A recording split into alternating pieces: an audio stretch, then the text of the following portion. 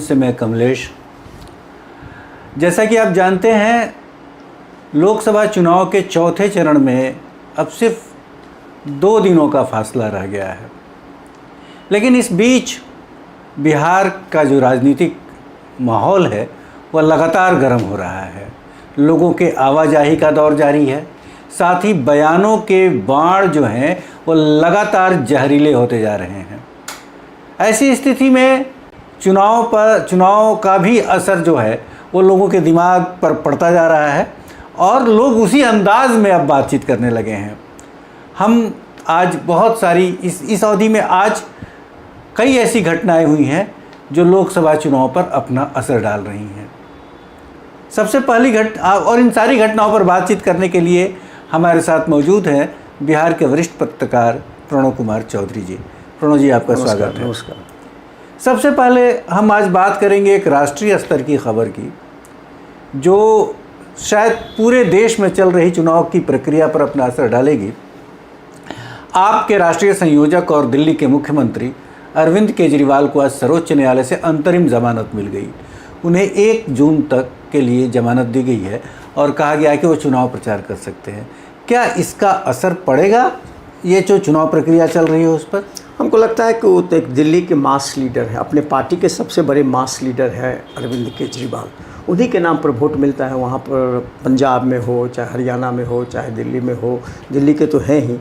और ये प्रक्रिया चल रही थी बहुत दिनों से कि उनको बेल मिलेगा कि नहीं मिलेगा। अंततः उनको मिल गया बेल, लेकिन कुछ शर्तें हैं, उस शर्तों को उनको निभाना पड़ेगा। जैसा कि हर बार होता है कि बेल पे आते हैं राजनेता और पॉलिटिक्स करने लगते हैं। लालू जी सबसे बड़े उदाहरण, उनको कितना बार कहा गया कि आप जब बेल पर रहते हैं तो पॉलिटिक्स में मजमा नहीं लगा सकते हैं, रैली नहीं कर सकते। इनके साथ किया गया है कि जो ये सचिवालय नहीं जाएंगे, मुख्यमंत्री का कोई काम नहीं करेंगे, कोई कागज़ पर जो ऑफिशियल सीएम का होता है उस पर हस्ताक्षर नहीं करेंगे, अपने केस से, शराब नीति से लेकर के कोई भी अपना बयान नहीं देंगे, पॉलिटिकल भाषण। तो कुछ शर्तें हैं, उस शर्तों को मानते हुए, अंडरटेकिंग लेते हुए उनको कहा गया है कि आप चुनाव में भाग ले सकते, क्योंकि एक किसी भी आदमी का एक डेमोक्रेटिक राइट है जब वो चुनाव लड़ता है। इतने दिन चुनाव चल रहा है, ऑलरेडी वो पुराना केस है, 22 का केस है। बिल्कुल 22 का केस है और उनको 40 दिन हुआ है जेल में।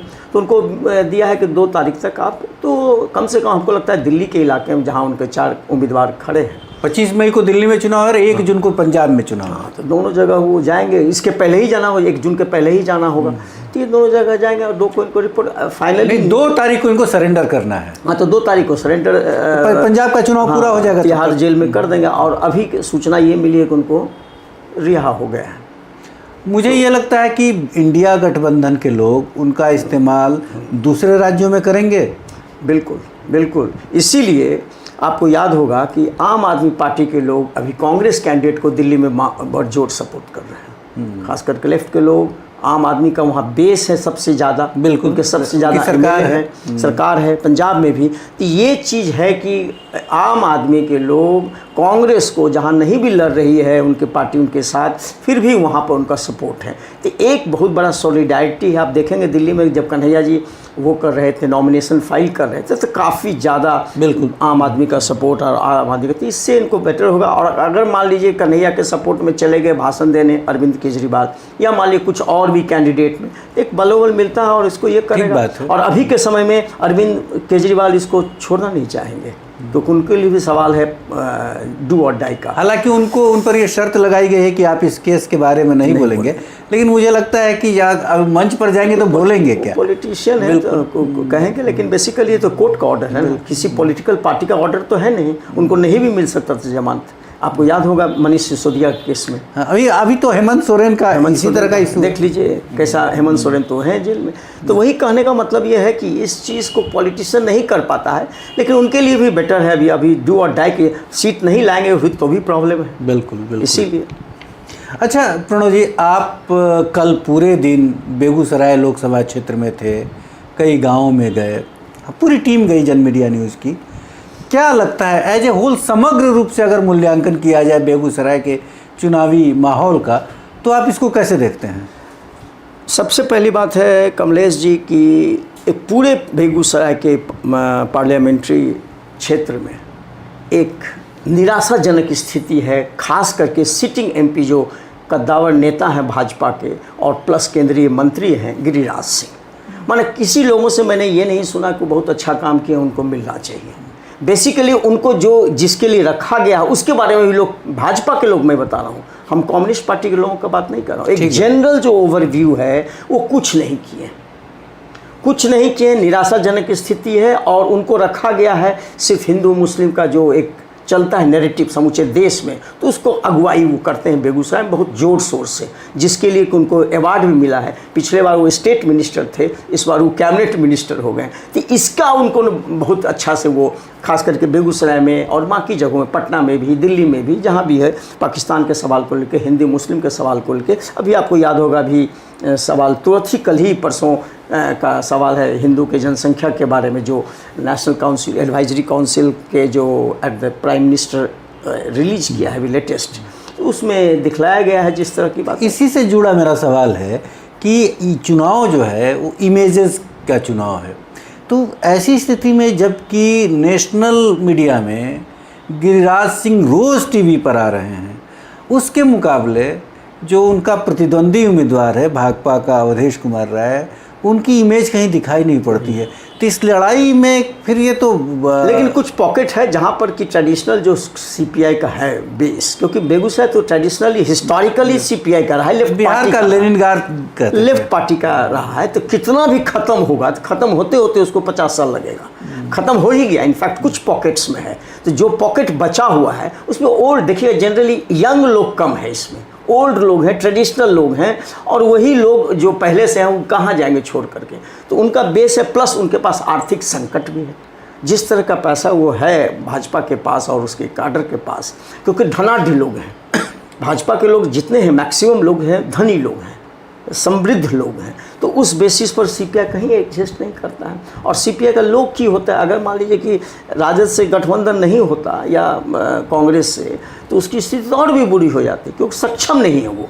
उनके पास क्या, कल आपने इंटरव्यू लिया था जन मीडिया के तरफ से, कहे कि हमारे पास ह्यूमन रिसोर्स है, तो ह्यूमन रिसोर्स तो सिर्फ होगा नहीं ना, बिल्कुल, मेरे पास मानव दल है, तर मानव दल से क्या होने वाला है, मूव कैसे करेगा, जाएंगे कैसे सस्टेन करेंगे, 15 दिन ही होता है, तो कैसे आप कीजिएगा। अब मान लीजिए कल था कि तेजस्वी जी नहीं आ रहे हैं रैली में, कल एक वहाँ छौड़ा ही में नहीं आए और लेट हो गया, अंदर तूफान आ गई, बछवाड़ा पहुँचे, बछवाड़ा में, तो बछवाड़ा में इसलिए कि बछवाड़ा को एमएलए हैं पूर्व, तो उस हिसाब से उनका रहा है, बेस रहा है बछवाड़ा में, और वहाँ लेट हो गया, तो कहा कि अब तेजस्वी जी के लिए वेट किया जा रहा है।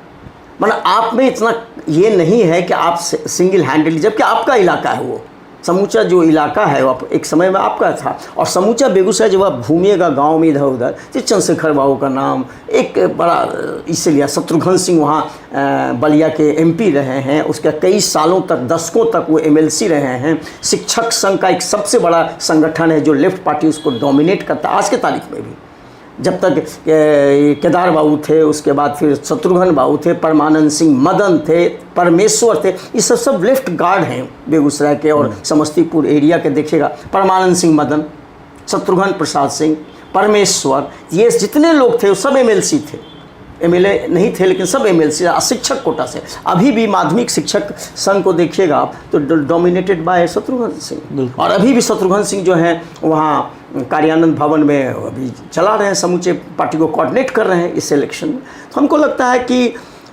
एक तो ये, और दूसरा जो एक हमारे राज्यसभा के हैं वो भी बेगूसराय बीहट के हैं, जो प्रोफेसर भी हैं राकेश सिन्हा, उनके बारे में लोग कह रहे थे कि उनकी छवि बेटर है, और उनके बारे में होपफुल था कि लोग उनको मिलेगा और वो लड़ेंगे तो कुछ बेटर होगा, कम से कम गिरिराज सिंह से ज़्यादा बेटर वो वोट लग पाएंगे, जैसा कि हम लोगों ने बातचीत किया।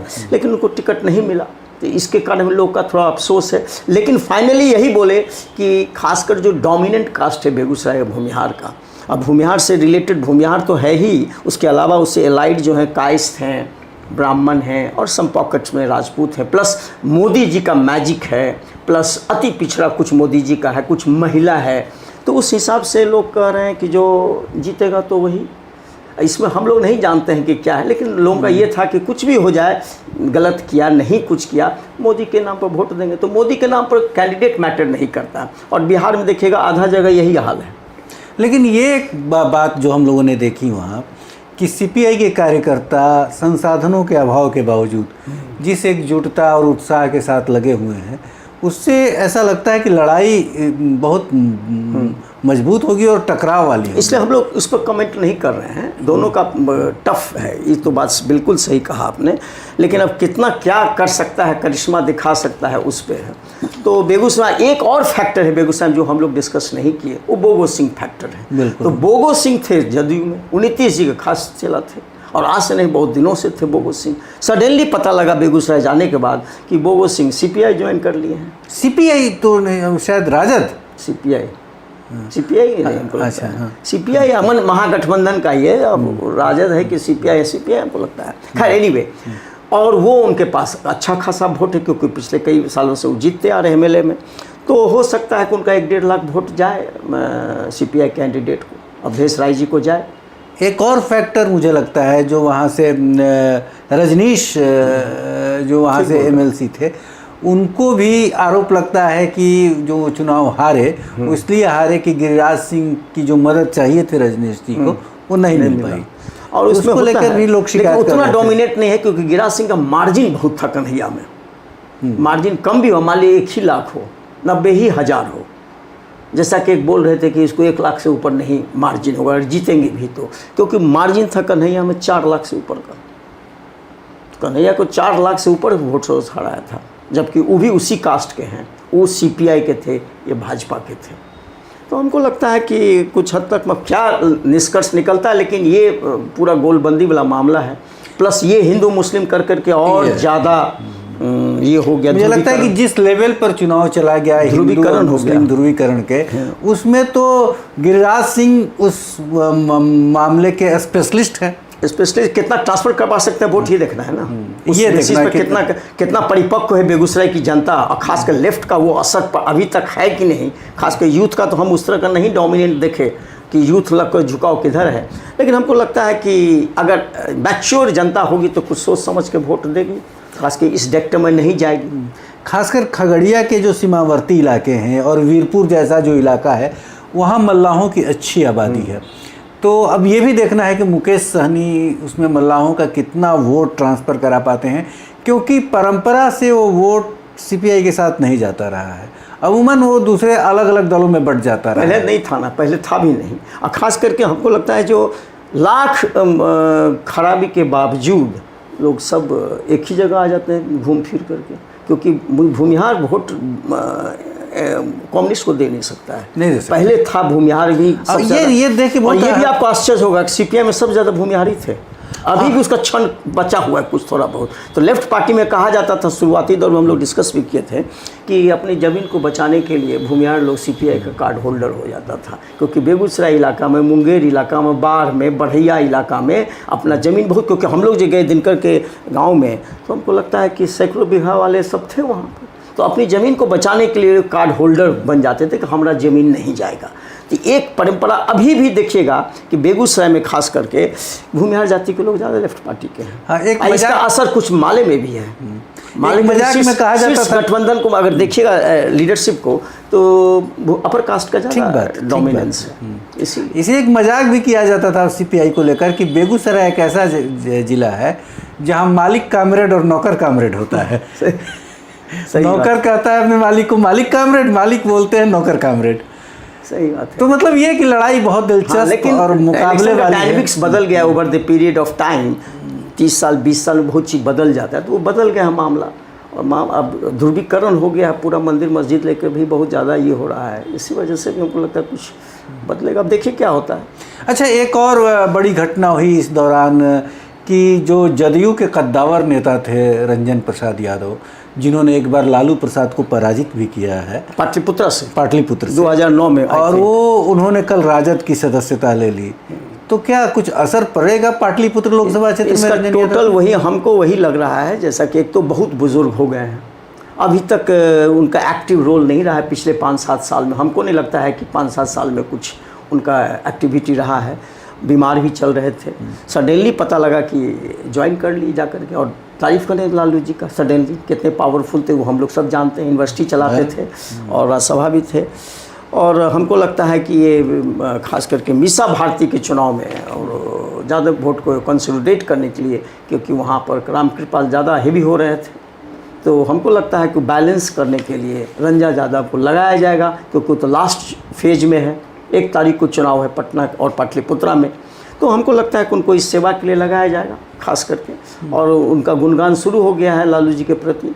और हमको लगता है मनोज झा ने कल बयान दिया था, और मनोज झा के सामने ही, लालू जी शायद थे नहीं, मनोज झा थे, और मनोज झा के सामने इन्होंने सदस्यता ली है और जदयू को ये किया, क्योंकि नीतीश जी पूछ नहीं रहे थे, नीतीश जी इनको तरजीह नहीं दे रहे थे। तो होता है कहीं अपना रेलिवेंस, एक तो और पॉलिटिक्स में जब आप रहिएगा तो अपना रेलिवेंस बनाने के लिए भी, अपना प्रेजेंस दिखलाने के लिए भी आपको सामने रहना पड़ता है। तो अब उनकी उपयोगिता कैसी है क्या है हम नहीं जानते हैं, लेकिन सडनली अब मीसा भारती के लिए लगाया गया, कोई एक बची हुई मीसा। कुछ उनके समर्थक हैं अपना यादव जाति में भी, कुछ ऑब्वियसली होगा ही। अब प्लस उनका जो है वो टीचर कम्युनिटी में ज़्यादा था, बिल्कुल खास करके पटना यूनिवर्सिटी और बिहार के बाकी यूनिवर्सिटी में भी उनका था। वो सेल्फ स्टाइल्ड वाइस चांसलर थे, सब वाइस चांसलर को अपॉइंट करते थे, और जितना कॉलेज थे प्रिंसिपल, एक समय में तो टिकट बांटते थे, बिल्कुल मैंने इतना पावरफुल थे। और उसी हिसाब से नाला रोड में उनका जलसा चलता था, तो उस हिसाब से इनका काफ़ी, अब कितना उपयोगी होंगे इस इलेक्शन में, क्योंकि समाज से कट गए, परिवार से कट गए, और वेल विशेस का लोग सोचा कि अभी संन्यास ले लिए हैं, लेकिन संन्यास तो लिए नहीं, सडनली आ गए अपना रेलिवेंस प्रूफ करने के लिए। तो कितना मीसा के लिए हो सकते हैं, अब बेचारे वो एज है, वो कितना घूमेंगे, क्या करेंगे नहीं करेंगे, हमको लगता है कि अब देखिए क्या होता है।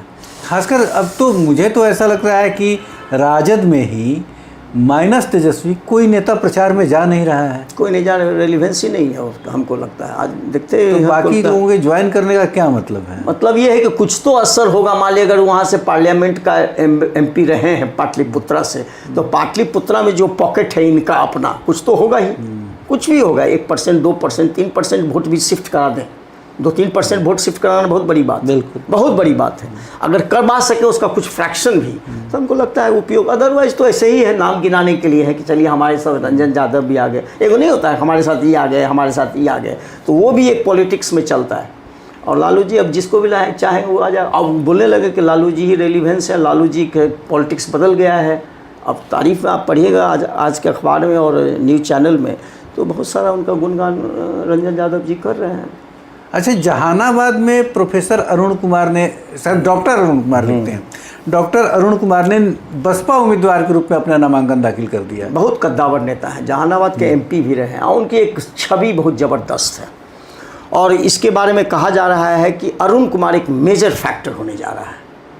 दूसरी बात कि अरुण कुमार का वेट एंड वॉच बहुत लंबा रहा, बहुत दिनों से लगे हुए थे। एक समय हम लोग सुने महाराजगंज जाएंगे, तो महाराजगंज से उनका नाम चल रहा था।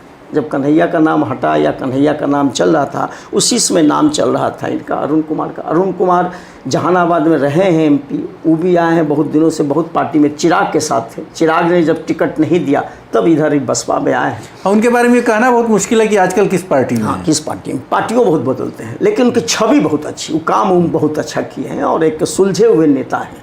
और सबका वो बड़ा नीतीश के एकदम खिलाफ के आदमी है, एकदम कंप्लीट खिलाफ। और उनके फैक्टर होने का मेजर कारण है चंद्रवंशी का इनएक्टिव होना। चंद्रवंशी को ना कोई जानता है, चंद्रवंशी ने कोई काम नहीं किया। जो वहाँ से उम्मीदवार है जनता, अभी वो सिटिंग है, अभी सिटिंग है, 1700 का मार्जिन था। तो उस हिसाब से जितना आप देखिएगा वहाँ का विजुअल्स और जितने लोगों से बात कीजिएगा, उसमें एक भी आदमी नहीं बोला कि चंद्रवंशी ने कुछ किया है और चंद्रवंशी ने हमारे घर में आए हैं, हमसे वोट मांगे हैं। तो वो उनका जो एंटी इनकम्बेंसी का जो ये है वो बहुत ह्यूज है। इसका असर हम लोग नवादा में जो घूम रहे थे, तो नवादा में भी लोग कह रहे थे कि जहानाबाद से उसको क्यों टिकट दे दिए। सब लोग बोल रहे थे, ठीक बोले आप, सब लोग बोल रहे थे। एक और है आशुतोष करके, वो बेचारा वो भी लगा हुआ है बहुत दिनों से, शायद निर्दलीय उन्होंने नॉमिनेशन कर दिया, नॉमिनेशन कर दिया, ये बसपा से किए उन्होंने। तो उसमें यह हो कि 2-2 भूमिहार आ गया। अब ये दोनों भूमिहार, वो है आशुतोष की, चलिए अभी प्रैक्टिस कर रहा है, उतना भूमिहार ब्राह्मण एकता मंच बना। हाँ, उसमें ये है कि जो अरुण कुमार एक्सपीरियंस्ड हैं, MP हैं, सुलझे हुए आदमी हैं, पुराना आदमी हैं, वहाँ के लोगों के बीच मास कांटेक्ट ज़बरदस्त है। अरुण बाबू, डॉक्टर साहब, इस टाइप की छवि है। दूसरा, आशुतोष अभी काम कर रहा है, NGO चला रहा है टाइप का, और कुछ इंडिपेंडेंट्स लोगों को, तो उसकी भी छवि, लेकिन उसको भी लोग वोट नहीं देंगे। तो इस मामले में अगर 2 भूमिहार वहाँ हैं, तो ऑब्वियसली यादव जी को बहुत फायदा हो जाएगा जो राजद के हैं। अच्छा, इसका By मतलब है default- कि इन दोनों के चुनाव बाय लड़ने का डिफॉल्ट फायदा सुरेंद्र यादव जी को बाय डिफॉल्ट फायदा हो सकता है, क्योंकि वो राजद के कद्दावर नेता हैं और मंत्री रहे हैं। लालू जी हंस रहे हैं, तब लालू जी इतना के बावजूद, और आपको याद होगा फिर हम बैक ले जा रहे हैं, तमिलनाडु के जो डीजी थे जिसको टिकट करुणा नहीं सागर। मिला, वो मुख्य प्रवक्ता थे राजद के। जब आए थे तमिलनाडु से, हमारी उनसे बातचीत हुई थी, तो उनको मुख्य प्रवक्ता बनाया था और पटना के जगहों पर उनका होर्डिंग था तेजस्वी के साथ, स्वागत करते हैं भावना करुणा सागर जी का उनका स्वागत है, और मुख्य प्रवक्ता के रूप में थे। देखते देखते अभी आपको पता लगा कि हाल ही में कांग्रेस ज्वाइन किए हैं दिल्ली में जाकर के, और जाति के वो भी भूमिहार थे। तो अब सुरेंद्र यादव का टिकट डिनाई करना लालू जी के लिए एज ए पॉलिटिशियन बहुत खराब मैसेज जाता कि उसको दे करके इसको दिए, तब तो नहीं जीतता वो उस ढंग से, तब तो नहीं जीतते खास करके। तो सुरेंद्र यादव का हमको लगता है कि अपर हैंड हो सकता है कि अगर ये दोनों मिल जाते हैं तो, लेकिन फिर भी लोग नहीं कर रहा है कि वोट कटुआ नहीं है अरुण कुमार, तब हो सकता है कि सुरेंद्र यादव वर्सेस अरुण कुमार हो जाए, मोस्ट लाइकली तब चंद्रवंशी साइड हो जाएंगे जैसा लग रहा है, एक मेजर फैक्टर, क्योंकि उनके पक्ष में बहुत लोग हैं। अच्छा, एक और जो अभी पूरे देश में चर्चा चल रही है, जो जनसंख्या को लेकर प्रधानमंत्री सलाहकार परिषद ने जो रिपोर्ट जारी की है, उसने उस रिपोर्ट को लेकर लगभग सारे दलों के नेताओं की अपनी प्रतिक्रिया आई है। सबकी प्रतिक्रिया, तेजस्वी ने बिहार में बहुत तीखी प्रतिक्रिया उस पर जताई है। उन्होंने कहा कि जो जनसंख्या, अगर आप उस रिपोर्ट को देखिएगा सरसरी निगाह से, उस रिपोर्ट में एक चीज़ है कि सबकी जनसंख्या बढ़ी है, सिर्फ मुस्लिम, उसको हिंदू को छोड़ करके सिख की बढ़ी है, क्रिश्चियन की बढ़ी है, जो मैटर कर रहा है। जबकि सिख और जो ईसाई है उसका कोई मैटर नहीं करता है, पॉलिटिकली नहीं ज़्यादा मैटर करता है। लेकिन अगर देखिएगा हिंदू का, तो हिंदू ही घटा है, मुस्लिम तो पारसी का घटा है। हाँ, पारसी, तो पारसी में मैटर नहीं करता है। असल फोकस पॉलिटिकली अगर हम उसको देखें सही ढंग से आज के परिप्रेक्ष्य में लोकसभा चुनाव में, तो हमको लगता है कि वो फोकस है कि मुस्लिम का बढ़ रहा है, हिंदू घट रहा है, नटसेल में यही है। और मुस्लिम का बढ़ नहीं है, बहुत बढ़ रहा है तेजी से, 42% के आसपास बढ़ रहा है, और उस हिसाब से हिंदू घट गया है। जिस पर कि पॉलिटिकल ये हो रहा है, तो उसका ये है कि नेशनल एडवाइजरी काउंसिल है of the PM, prime minister का, जो कि 1950 से लेकर 2015 तक। अब ये भी एक इंटरेस्टिंग है, 2015 तक क्यों लिए भाई? आपके पास सेंसस तो हुआ नहीं है अभी, 21 का सेंसस होना था, तो 2015 2020 का लेते आप, 2020 तक कर लेते, 1950 से 2000, कोई लॉजिक समझ में नहीं आ रहा है। उसकी एक टीम है, 4 आदमी की टीम है जो इस पर काम की है और उसका रिपोर्ट जारी किया। रिपोर्ट अभी क्यों जारी किया? इसको इलेक्शन कमीशन ने क्यों नहीं ऑब्जेक्ट किया भाई? अभी हम ये कहें कि बिहार में कितना दुसाध है, इसका कोई अभी रेलिवेंस नहीं है, क्योंकि हम तो इसको जो भी अभी एक्ट होगा, एक आदमी का ट्रांसफर आप नहीं कर सकते हैं बिना इलेक्शन कमीशन के, या तो इलेक्शन कमीशन उसको दिया होगा कि आप इसको जारी कीजिए। बिल्कुल, क्योंकि ये चुनाव का घोषणा पत्र तो है नहीं कि हम क्लेम कर रहे हैं कि हम क्या करेंगे। तो बेसिकली अभी आपको करने का कोई औचित्य नहीं था। वो भी आपका डिमार्केशन एक लेमैन भी देखेगा तो हिंदू मुस्लिम का पॉपुलेशन को उसको दिखलाना था, जिस पर कि इतना डिस्कोर्स समूचे हिंदुस्तान में चल रहा है, इंक्लूडिंग गिरिराज जी भी इसके बारे में काफ़ी बोले। ये तो ऑब्जेक्शन करने वाली बात है कि इसको रिपोर्ट रोकिए, अभी इसको रिलीज़ नहीं कीजिए, 1 तारीख के बाद रिलीज़ कीजिएगा, वो भी नहीं हुआ। दूसरी बात, तेजस्वी ने जो सवाल उठाया कि जब आपकी जनगणना नहीं हुई है 10 साल 12 साल से, क्योंकि कोविड के कारण रुक गया था, जिसको करवाना था, जिसका कहीं डिमांड हुआ कि करवाई, कोविड के बाद से ही क्यों नहीं करा? जब बिहार में जनगणना की बात हुई, सर्वे की बात हुई, जनगणना नहीं सर्वे की जो बात हुई, जाति सर्वेक्षण की बात हुई, उस समय ही बात चला कि भाई इनका होना चाहिए, क्यों नहीं हो रहा है, अब तो होना चाहिए, तो कोविड चला गया, लेकिन सरकार ने नहीं करवाया। तो जब उसका नहीं हुआ, अब 15 तक देने का कोई मतलब नहीं है। तो इंटायरली ये डिस्कोर्स जो है पॉलिटिकली एम्ड है इस चुनाव को ध्यान में रखते हुए, और ये हो गया, इसलिए हो गया कि सक्सेसफुल हो गए आप इसको हाईलाइट करने में। अब पूरे सारे देश में बीजेपी के नेता इसको लेकर, आप वही बात तो तेजस्वी ने कहा कि आप मुद्दा की बात नहीं कर रहे हैं, ये सारा मुद्दा को कोई जनता से मतलब नहीं। मान लीजिए कि मेरा पॉपुलेशन कम ही हो गया, इससे क्या फ़र्क पड़ेगा, या हम आप क्या कर सकते हैं? क्या कर सकते हैं? बच्चा पैदा करें, इस डिस्कोर्स पर चलिए। अब तो बच्चा पैदा कीजिए, जो लालू कर रहे तो फिर डिस्कोर्स आ गया वही, तो उसके पास परिवार है। तब तो रोहिणी ने कहा, रोहिणी का बहुत अच्छा स्टेटमेंट आया कि अगर नीतीश जी को एक ही लड़का है तो इसके लालू जी तो दोषी नहीं है। हालांकि मुकेश सहनी ने बिलो द बेल्ट वार किया। हाँ बिल्कुल, उसने कहा है बिलो द बेल्ट, लेकिन इन्होंने कहा कि अगर किसी को कोई बच्चा नहीं, वो तो अच्छी बात बोली, किसी को कोई बच्चा नहीं, उसके लालू जी जिम्मेवार नहीं है। अगर नीतीश जी को एक ही बेटा है तो उसके लालू जी जिम्मेवार नहीं है, ये क्यों कह रहे हैं? प्लस हिंदू मुस्लिम डिस्कोर्स हर में आ जाता है, आप देखिएगा। मान लिया हिंदू में बच्चा हुआ नहीं हुआ, दैट इज़ डिफरेंट, लेकिन आप इसको मुस्लिम्स क्यों टारगेट कर रहे हैं? ये दिक्कत है। और हमको तो ये पता है कि मुस्लिम का पॉपुलेशन घटा है। एक डिकेडल देखिएगा 10 साल का, तो एक जारी किया गया था कुछ साल पहले, फर्टाइल रेट कम हुआ है, फर्टिलिटी कम हुआ है। और मुस्लिम का उस हिसाब से एक जो मिथ है कि मुस्लिम बहुत बच्चा पैदा करते हैं, एक एक मुस्लिम घर में 10-10 बच्चा 9-9 बच्चा होता है, 3-3 बीवियाँ रखते हैं, तो वो डिस्कोर्स को फॉल्स माना गया। और एक कोई जब ये सवाल पूछा गया उनसे कि जो प्रधानमंत्री सलाहकार परिषद की जो महिला हैं, उनसे पूछा गया कि ये फर्टिलिटी रेट तो कम हुई है मुसलमानों की, तो उन्होंने कहा कि ठीक है कम हुई है, लेकिन कन्वर्जन तो भी हुआ है और बाहर से लोगों का आना भी। तो फिर दूसरा घुसपैठिया वाला तो वहाँ से आया है, बांग्लादेशी सब आया है, वही हम चीज़ करें। कहा कि हमको तो यही पता है कि डेकेडल ये हुआ है, उनका रिड्यूस हुआ है मुस्लिम पॉपुलेशन में। जैसा एक रिपोर्ट है, बहुत मेजर रिपोर्ट है, हम जस्ट फॉरगेटिंग हिज नेम कि कौन सा रिपोर्ट है, उसमें कहा गया कि मुस्लिम का पॉपुलेशन घट रहा है। तो ये मिथ को किसी डिबेट में कहा गया कि मिथ है खाली कि बहुत बच्चा पैदा करते हैं, जबकि घट रहा है। और अभी हाल में आपको पता लगा होगा कि जब नीतीश जी ने हाउस में क्या कहा था कि फर्टिलिटी रेट बिहार का बहुत घटा है, क्योंकि जब लड़कियां पढ़ेंगी तो बच्चे कम पैदा होंगे। याद है ना? बहुत गलत तरीके से। हाँ, उसकी बात हमने, हम फैक्चुअल बात ले रहे हैं, हम वो नहीं करें को क्या बोले। वो बोले थे कि बिहार का फर्टिलिटी रेट घटा है क्योंकि लड़कियां पढ़ने लगी हैं। लड़कियां जो +2 की थी उसका फर्टिलिटी कितना घटा है, 10th पास में कितना है, तो बच्चियां पढ़ेंगी तो फर्टिलिटी रेट घटेगा, ये बताया। और उसको उन्होंने किया कि नेशनल एवरेज से हम लोग का अच्छा जा रहा है, लगभग पर हम लोग है। जस्ट उल्टा बात हो गया अभी। तो आपने देखा चौथे चरण के चुनाव के ठीक पहले लगातार नई तरह की घटनाएं सामने आ रही हैं। रोज़ रोज़ राजनीतिक हालात में नए नए बदलाव देखने को मिल रहे हैं और बयान भी ऐसे ऐसे कि लोग हैरत में पड़ जा रहे हैं। मुद्दे दरकिनार हैं और बयान भी आगे हैं। तो आज की बातचीत हम यहीं ख़त्म करते हैं। अगले दिन कल हम नए विषय के साथ फिर आपके सामने उपस्थित होंगे। तब तक के लिए नमस्कार।